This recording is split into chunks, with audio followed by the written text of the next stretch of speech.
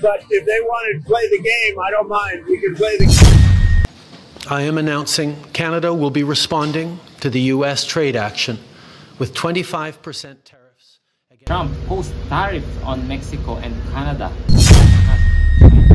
Salut, bonjour, bonsoir, je vais bien, merci, et toi, comment ça va? On est prêt, Canada? Hi guys, mga Canada ka-dreamer ko dyan. Kumusta kayo? Here we go again, no? Mag-ano tayo ngayon, mag-vlog ulit tayo, no? Dahil habang dito pa tayo sa Pilipinas, katulad ng sinabi ko, nagpe-prepare na tayo pumunta ng Canada. So, ayan, pag-usapan natin regarding dito sa in-implement nilang tariff, no? Well, for now, marami kasi akong gagawin ngayon, no? Kaya isisingit ko lang yung vlog ko. Mabilisan lang dahil dumating yung mga kamag-anak natin galing US. So, may mga darating pa this March, pero I hope maabutan ko sila. Kung hindi man, edi, ayun, alis na tayo, di ba? So, balak ko kasi ngayong umaga. Painitin ko muna yung mga sasakyan. Off yung mic natin. Naku, nalaglag yung susi sa ilalim. Patay. Naku, nalaglag pa guys. Wait lang, lalapag ko muna yung cellphone ko ha. Nalaglag pa yung susi. There you go. Yan. 3 to 4 days ko kasi siyang hindi ginamit. Kaya painitin muna natin. Next naman yung motor. Diba?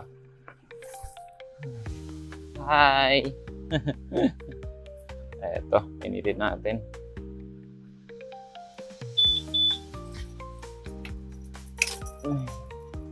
Yan, mga warm-up ng mga sasakyan ko tuwing umaga.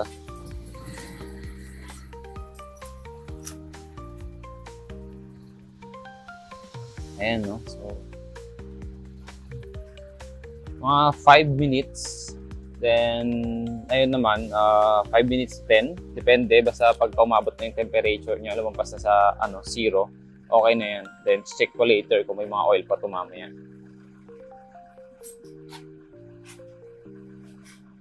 Ayan. Daily routine natin yan kapag hindi masyado nagagamit mga sakyan.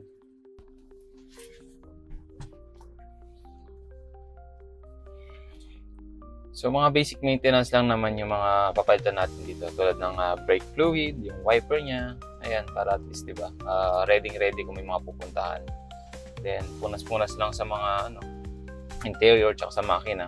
Then, yung motor naman, ganun din. Washing din, normal. Sa normal day, kasi medyo maaraw ngayon na medyo lang naman. Sana wag umulan. Kasi pagka nabasa na naman, sayang na naman yung washing natin. Then, magugutom na tayo, no? Nag-iihaw na kasi sila. So, samahan natin sila at tulungan maghanda ng mga pagkain, no? Dahil dumating nga yung tita ko galing US. So, ayan, nagugutom na ako. Naamoy ko yung yung dried fish, yung espada.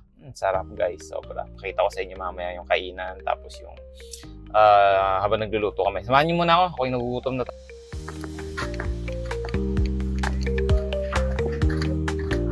Sukal na. Lukas. Pabayaan mo lang saglit ang bakas na. Tama yan, duro na yan.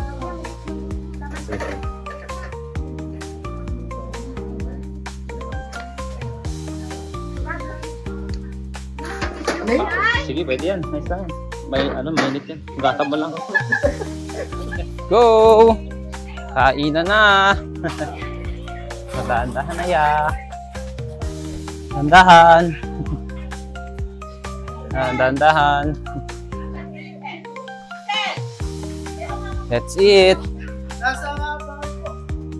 Ayan, ito asawa ko, Sandra, sa baby ko.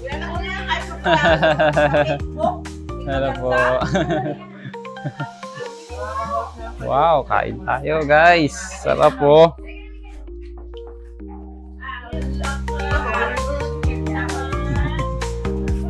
Iya, sana si Iya? Ay, doon pala sa labas.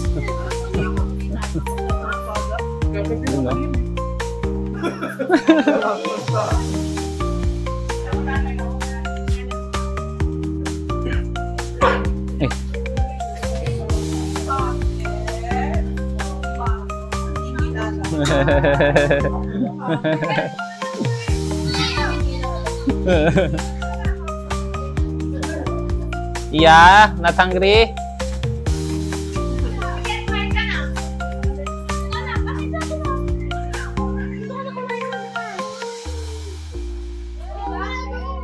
Yeah.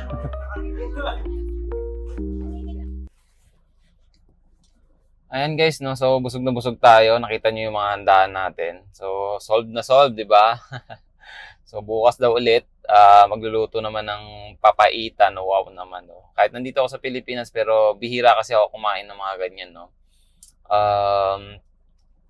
Yung mga pagkain kasi ngayon, syempre palis tayo, tapos may medical pa tayo ulit sa Canada.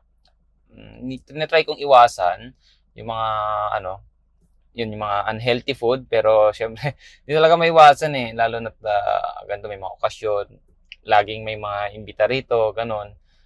Pero, ayun, try natin, yun nga yung pinakamahirap eh, yung diet eh, pero okay lang. Kaya yan, kasi nagawa ko naman yan dati nun, no? Yung mga healthy ko dati nun, na bumaba yung timbang ko, ngayon tumaba na naman. So, yan, i-vlog ko rin yan, no? Magkakaroon tayo ng healthy lifestyle once na nasa Canada na tayo. I mean, dito pwede rin naman, yun nga lang is, not now. Tapi celebration, ang hirap. Diba? So, ayun. Pag-usapan nga natin guys yung tariff na pinatupad ni Donald Trump, no? Retaliate ba ito sa Canada at Mexico? Apektado ba kaming mga OFW? Dito ba sa Pilipinas, apektado din? Well, guys, first of all, hindi po tayo expert sa mga ganitong discussion. So, pinag-aaralan ko lang to kasi importante po para sa amin to kasi apektado po kami. Lalong-lalo na yung mga baguhan pa lang pupuntang Canada, di ba? Is hindi pa ganun kadami yung pera namin pagdating doon. So, mangyayari dyan, yung kaming mga consumer, yung mga bibilhin namin is tataas. So, mas maganda kung sabi nga ni Prime Minister Justin Trudeau na magkaisa tayo sa Canada, suportahan natin yung mga products ng Canada kaysa dun sa US.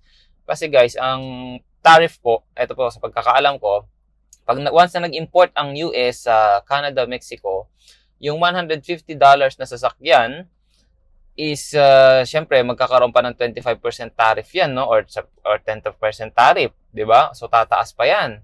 So magiging let's say sabi mo na lang 200 or 170. Di pagdating sa Canada niyan, tataas na naman yung presyo niyan, 'di ba? So pagdating naman sa consumer, kasi ang consumer din naman ang magbabayad niyan eh. Ang pagkakalam ko po guys, ang consumer po ang magbabayad ng tariff. Kumbaga yung 170 gagawin pa nilang 190 para yung 20% bayad na natin 'yon, 'di ba? Parang ganoon ang nangyayari. So ang laki ng ng presyo talaga na changes. Kaya naman apektado talaga po. Kaya po ito ay magandang information sa atin. Nang sa ganoon naman po is aware tayo sa mga nangyayari. Pero as of now, mayroong news ulit si Justin Trudeau regarding dito sa retaliation na magkakaroon natin ng trade war. So ito yung isa sa mga nakakabahala dahil siyempre tira matibay dito kung sino mananalo sa trade war, magkakaroon din sila ng 25% tariff papunta sa US. Delikado ng move na ginagawa ng Canada kasi magkakaroon sila ng trade war. So ang dami maapektuhan, matira matibay kumbaga. Ano ba yung mga list ng goods ng mga US at list ng goods ng Canada? I think hindi ko kasi masyadong kabisado, no. Search na lang natin kung ano man 'yon. So mas maganda siguro right now to support the Canada products kaysa sa US. Kasi nga ayun, mas mababa yung tax at siyempre Canada products, mas maganda kung masuportahan. May mga difference talaga na yung mga ibang consumer is gusto nila yung mga product ng US, well, di may iwasan. Pero yun, i-less na lang siguro sa list, mas maganda. Kaya nga po ito sinasabi ko sa inyo guys, no? Dahil apektado po talaga ako pupunta sa Canada dahil dito sa mga nangyayari, no? Well, nandito pa tayo sa Pilipinas, nakikinig na ako ng mga news para at least aware ako, hindi ako mabigla na ganito pa sa Canada, no? Pagkadating ko sa Canada, uy, totoo nga, no? Grabe, ang mahal ng bilihin, ganun. Diba? Without even know na kung ano nangyayari, diba? Kaya importante po talaga sa akin yung manood lagi ng balita. Maging aware nang sa ganun is prepare ako pagdating ng Canada. Hindi ako yung matatakot na bakit ganito, mga nangyayari dito. Diba? At least prepare ako. Diba? Sabi nga nila, not to be scared but to be prepared. Kaya nga po, ito, pinag-aaralan ko lahat. Kahit hindi ako expert, tinatry ko kasi mahirap pong pumunta sa gera nang wala kang dalang armas. Diba? Mabibigla ka po talaga. Kaya po ito sinishare ko po sa inyo para dun po sa mga baguhan pa lang katulad ko na papunta pa lang po ng Canada, is maging aware na po tayo sa mga nangyayari. Ito po isa, I think, nangyari last week pa. No? Matagal na nilang ina-announce. Ngayon kasi, meron ulit ako napanood na news regarding dito sa tariff kay Donald Trump na I think pinost niya yung tariff within 30 days. So, I think magandang balita to na ma-hold yung tariff para sa yung mga consumer, mga tulad natin, no, bawasan yung financial cost. Kaya naman, I think sana magtuloy-tuloy na to. I think si Justin Trudeau ata nakipag-deal kay Donald Trump. So, ayun, nanalo nga daw si Donald Trump sa ganitong situation dahil mayroong gustong iparating si Donald Trump regarding dito sa kanyang mga pinapatupad na batas, no, na hindi siya nagbibiro, na gusto niya nga daw kunin yung Canada na 51 first, di ba? So, hindi pumayag ng Canada. Kala nila naman iba, nagloloko si Donald Trump. Mukhang seryoso naman talaga si Donald Trump at yung mga expert analyst dito kay Donald Trump, no, na tinitignan siya na magaling daw siya na makipag-negotiate sa mga ganitong business. Kaya daw ganito ginagawa niya. And then also, para mapagtibay yung border security dahil dito rin daw to apektado, sabi niya, no, na gusto niya ring mapatibay yung mga border security ng Mexico at Canada, kaya niya ginagawa yung mga ganito para parang isinasample niya sa Mexico at Canada na siya ang pinaka-powerful na president or country, 'di ba, para sumunod lahat ng mga bansa sa kanya. So, okay din naman yung ginagawa ni Donald Trump, no, talagang pinapakita niya talaga kung gaano kalakas ang US, no. At syempre, hindi to be punish yung mga kanyang neighbor. Dapat magsuportahan sila kasi sila nga yung best, 'di ba, neighborhood country, 'di ba? So, maganda to, nagkakaroon sila ng conversation regarding dito at ang Canada nang lumalapit at Mexico at nagkaroon sila ng pinatibay pa na border immigration. Kaya dito mas natuwa si Donald Trump, kaya nga naman pinospod niya muna ng 30 days itong tariff. So that's good, guys, no? At least I think with this month, kung makaalis na tayo, maganda, 'di ba? At least kahit hindi pa ganun kalaki yung hawak natin pera, is less na yung gastos natin pagdating doon. Kaya po ito po yung sinasabi ko sa iba na, no? Nagba-vlog po ako dahil for awareness ko po, no? Hindi po expert ako sa mga ganito. Para po pagdating ko doon, at least handang-handa po kami. Ito yung mga kasamahan ko, may ma-aware ko rin sila, masabihan ko po sila na ganito yung mga nangyari sa Canada. Which is maganda, 'di ba? May idea na sila. Hindi para maging magaling po, no? Magbida-bida, no. Ito lang po is para po sa awareness namin. Yun lamang po ang vlog na ito, guys. Kaya don't forget to like and subscribe po para po sa maraming salamat. Thank you. Bye. 밖엔 비가 오나 봐 들리는 빗방울들이 땅에 떨어지는 소리 전해지는 전생고